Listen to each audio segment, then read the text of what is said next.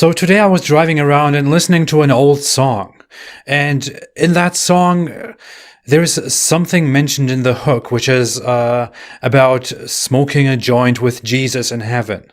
And when I heard that line, it made me think a little bit. I mean, I smiled and I thought it is interesting to hear this line from someone who still identifies as a Christian and who will most likely die as a Christian and is considered a Christian by his community and who is considered a Christian by people who pray for him, who know him. He will be buried as a Christian. Hearing that, I thought about Muslims, Islam.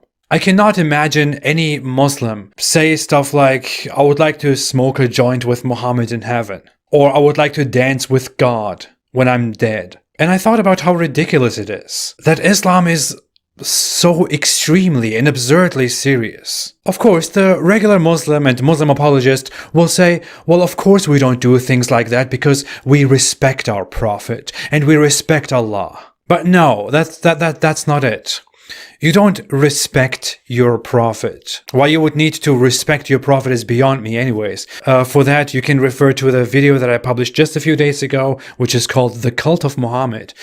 But you don't respect your Prophet and you don't respect Allah. You are forced to respect Muhammad and forced to respect Allah. Because you are told that if you just get a little bit less serious, that if you say the wrong word or you laugh, you just chuckle about something, you find something funny, you make a joke, although you still believe in your heart, then you would be burned and rejected and you would go to hell. Allah would be angry with you and Muhammad would turn his back on you. Why is it that Islam must be so incredibly serious for no reason? Looking at it from the outside, it just seems so ridiculous that you are on this planet and you have this brief life which you spend to find out what all of this is about, and you try to make a living and create a family and take care of your children and love and are loved. You find meaning in life. But in Islam, you are also told that you can definitely not, even if you believe with all your heart,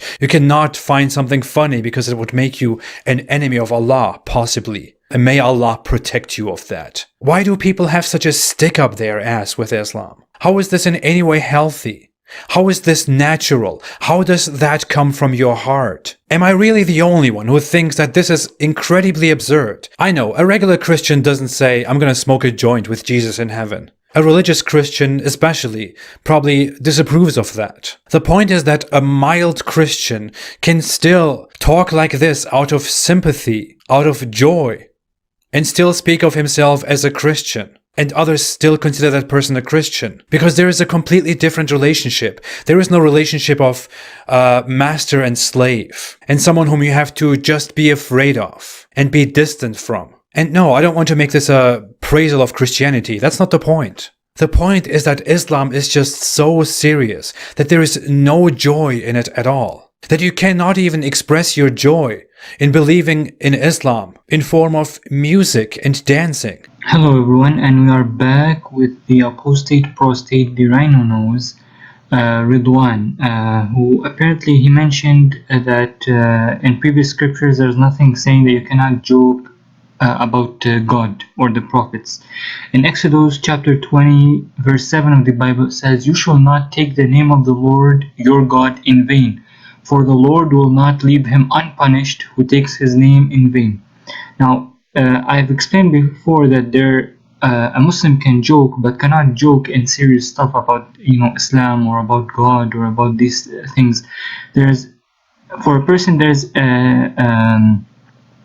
there's things, requirements for him to do when it comes to these things. So if you go to Sahih al-Bukhari, there's a complete book that Bukhari wrote. He called it the Book of Jokes.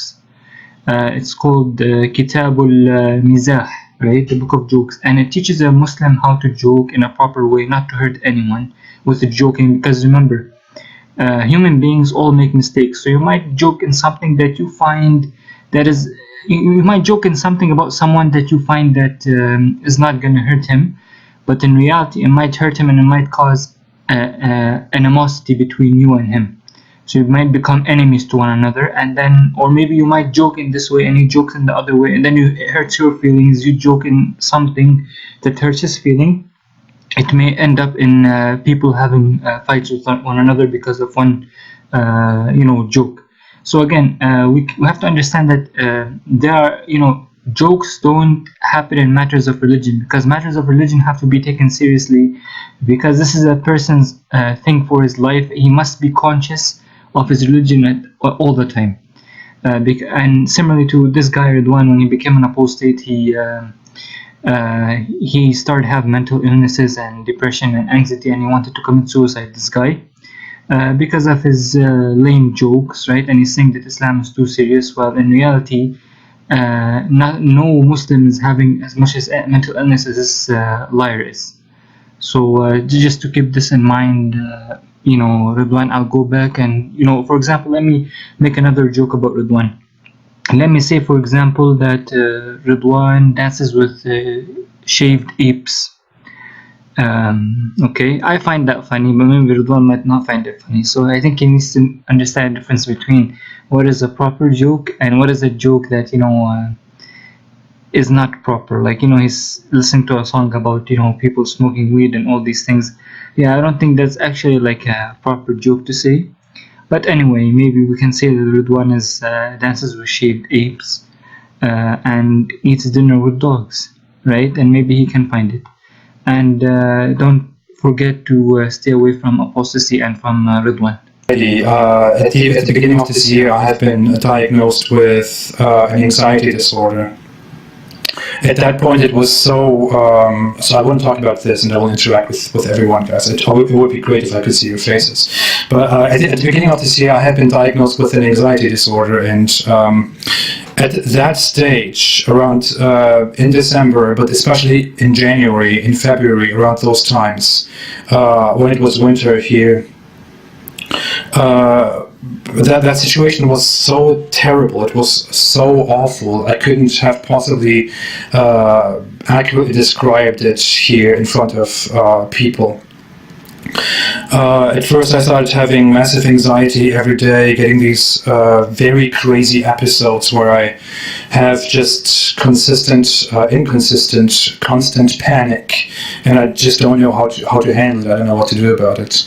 At first I didn't know what anxiety really was. I didn't really know how to handle it. So I was of course terrified. It is something very terrible to deal with. I then went to the doctor. The doctor prescribed some medication. She prescribed some antidepressant medication that is also supposed to help with anxiety. The thing is that I have apparently very bad reactions to antidepressants. When I started taking the first medication that she prescribed, which was, I believe, venlafaxine ER, I experienced the most terrible, the most destructive, just the saddest thing that I had experienced until that moment. That medication didn't get rid of my anxiety or my depression. It actually elevated my depression to such a level that while taking it, I had 2 moments where I was left alone in a bathroom, and I broke down, and I started thinking of suicide. I just really started visualizing hanging myself and just committing suicide in that moment. And at that point, I really understood for the first time what they mean when they when they write on the back of a medication that it might give you suicidal thoughts. It's not something that you actually want to do, but it's something that becomes very crazy and very uncontrollable in that moment. I really just wanted to go away. It's crazy. So that's something terrible that happened. My doctor, of course, said we can't continue with this. Funnily enough, she gave me another antidepressant a few months later, which caused more severe issues. Some people might have seen it. I was supposed to have a live chat with David Wood at some point, and I didn't appear to the live chat.